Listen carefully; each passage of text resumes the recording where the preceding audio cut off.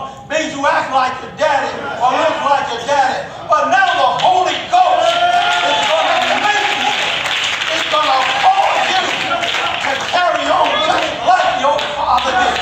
So when we read in the scriptures and we see what Jesus did, we have example and we know how we're supposed to go through this. When he went through suffering, my God, he put it in me already. I can go through it. Why? Because he got the Holy Ghost inside of me. It changed my nature. It changed my thought process. You're trying to figure out how did you get through it? Because you didn't have no other choice inside of it.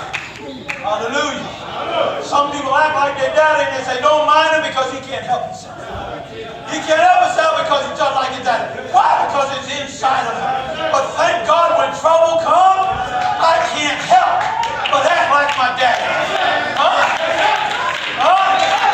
When problem comes, I can't help but act just like my daddy. Because it's inside of me. Hallelujah. Inside of me. Hallelujah. When tribulation comes, I read in the Word and I see what he did. I see how he went through it. I see how he bore that cross. I see how he laid his life down. When everybody gave up on him, I see how he held on to the Word of God. When everybody else said that he was a fake and he was a phony, I see how he held on. Sometimes he had to be by himself. Sometimes he had to be by himself.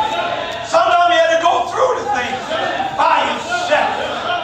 Sometimes he separated himself from everybody, his disciples, all those that were following him. He went up into a mountain to pray. There was a time that he had to do it. There may be a time that I have to separate myself. Say, what is he doing? Where is he going? I can't help myself. The Holy Ghost inside of me, leading me and guiding me where I need to go. Didn't the Bible say that the Holy Ghost would lead you, guide you into all truth? Your truth, what you need to do, may be different from what I need to do. But the Holy Ghost is going to tell us what we need to do. Hallelujah. But the devil can't stop us.